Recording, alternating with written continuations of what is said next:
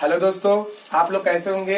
हम लोग जानते होंगे आप लोग अच्छे होंगे। आज हम लोग क्या पढ़ने वाले हैं। आज हम लोग इंग्लिश ग्रामर के कुछ इंपॉर्टेंट आर्टिकल्स को पढ़ेंगे जिनका नाम क्या है, यूज ऑफ आर्टिकल्स। जो आर्टिकल्स होते हैं वो तुम्हारे कितने होते हैं, सिर्फ 2 होते हैं। पहले आर्टिकल का नाम क्या है, डिफिनिट आर्टिकल, और दूसरे आर्टिकल का नाम क्या है, इंडेफिनिट आर्टिकल। यानी दोस्तों हम लोग जानते हैं, क्या जानते हैं, आइए आप लोग ध्यान से देखिएगा। अगर आप लोग ध्यान से नहीं देखेंगे तो कुछ होने वाला नहीं है, क्योंकि हम लोग जानते हैं। क्या जानते हैं, क्योंकि संघर्ष ही तुम्हारा क्या होता है, जीवन होता है। अगर आप सफल तब होंगे जब आप कठिन परिश्रम करेंगे, तब सफल हो जाएंगे। अगर कठिन परिश्रम नहीं करेंगे तो असफल हो जाएंगे। ठीक है, आप लोग खुद जानते हैं कि हारता वही है जो कोशिश करना छोड़ देता है, प्रयास करना छोड़ देता है। एक हमारे कुमार गौरव सर हैं, ठीक है, उत्कर्ष क्लासेस में पढ़ाते हैं। सुबह उनका एक मोटिवेशन है कि ना संघर्ष ना तकलीफ तो खाक मचा है जीने में, और बड़े बड़े तूफान थम जाते हैं जब आग लगी हो सीने में। ठीक है, सही समय पर सही दिशा में किया गया मेहनत आपको सफल जरूर बनाएगा, बस जरूरत है तो ईमानदारी की। आज दोस्तों, आज हम लोग क्या पढ़ रहे हैं, आज हम लोग पढ़ रहे हैं इंग्लिश ग्रामर के कुछ इंपॉर्टेंट आर्टिकल्स को जिनका नाम क्या है, आर्टिकल्स। ठीक है, आइए। ए, एन और द को आर्टिकल्स कहा जाता है। ठीक है, यानी ए, एन और द को आर्टिकल्स कहा जाता है।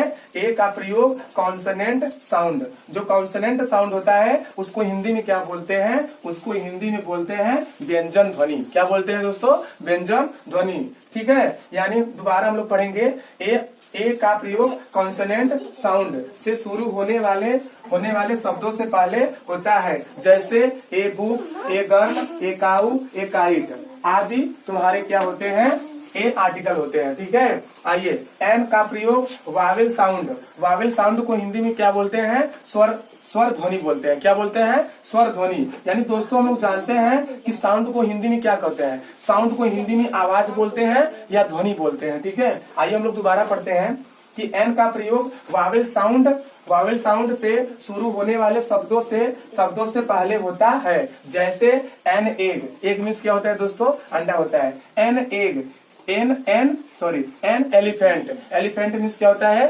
हाथी। एन आउल मीन्स क्या होता है, उल्लू। एन एप्पल मीन्स क्या होता है, सेब आदि। ये तुम्हारे कौन से आर्टिकल हैं, ये तुम्हारे एन आर्टिकल है। ठीक है, आइए। आर्टिकल 2 प्रकार के होते हैं। आर्टिकल कितने प्रकार के होते हैं दोस्तों, आर्टिकल 2 प्रकार के होते हैं। पहले आर्टिकल का नाम क्या है दोस्तों, पहले आर्टिकल का नाम क्या है, डिफिनिट आर्टिकल। क्या है, डिफिनिट आर्टिकल। और दूसरे आर्टिकल का नाम क्या है दोस्तों, इंडेफिनिट आर्टिकल। हम लोग जानते हैं कि आर्टिकल 2 प्रकार के होते हैं। पहले आर्टिकल का नाम क्या है, डिफिनिट आर्टिकल, और दूसरे आर्टिकल का नाम क्या है दोस्तों, इंडेफिनिट आर्टिकल। आइए हम लोग जानते हैं इसका हिंदी क्या होता है। ठीक है, देखिए कि ए और एन को इंडेफिनिट आर्टिकल कहा जाता है।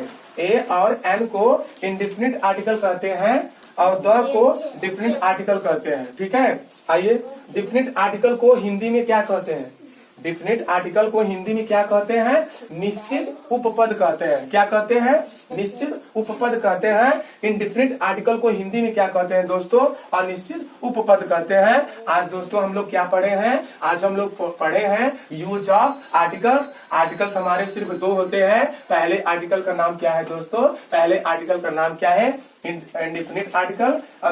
ठीक है, अब दूसरे आर्टिकल का नाम क्या है, डिफिनिट आर्टिकल। या पहले आर्टिकल का नाम क्या है, डिफिनिट आर्टिकल, और दूसरे आर्टिकल का नाम क्या है, इंडेफिनिट आर्टिकल। यानी जो तुम्हारा आज हम लोग पढ़ रहे हैं यूज ऑफ आर्टिकल। आर्टिकल तुम्हारे 3 होते हैं, ए, एन और द। यानी हम लोग दोस्तों जानते हैं, अगर आप लोग से अगर कोई पूछेगा कि आर्टिकल कितने प्रकार के होते हैं, आर्टिकल को कितने भागों में बांटा जाता है, तो आप लोग बताएंगे आर्टिकल मुख्य रूप से 2 प्रकार का होता है। पहले आर्टिकल का नाम क्या है, डिफिनिट आर्टिकल, और दूसरे आर्टिकल का नाम क्या है, इंडेफिनिट आर्टिकल। ठीक है, आइए हम लोग जानते हैं कि तुम्हारे जो डिफिनिट आर्टिकल होते हैं, डिफिनिट आर्टिकल के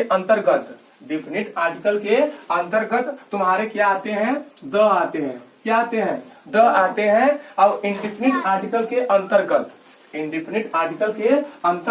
क्या आते हैं, ए आते हैं और एन आते हैं। यानी हम कह सकते हैं, क्या कह सकते हैं, देखिए आप लोग खुद देखते होंगे कि ए और एन ए और एम को क्या कहते हैं, कौन सा आर्टिकल कहते हैं, इंडिफिनिट आर्टिकल कहते हैं। यानी हम जानते हैं, क्या जानते हैं कि इंडिफिनिट आर्टिकल के अंतर्गत क्या क्या आता है, ए आता है और एन आता है। आता नहीं आता है, आता है। आप लोग बहुत अच्छे स्टूडेंट हैं, संघर्ष करते रहिए, संघर्ष ही तुम्हारा जीवन है। सफलता शोर मचाएगी तब जब आप अच्छे से पढ़ेंगे, तब सफलता समय मांगती है।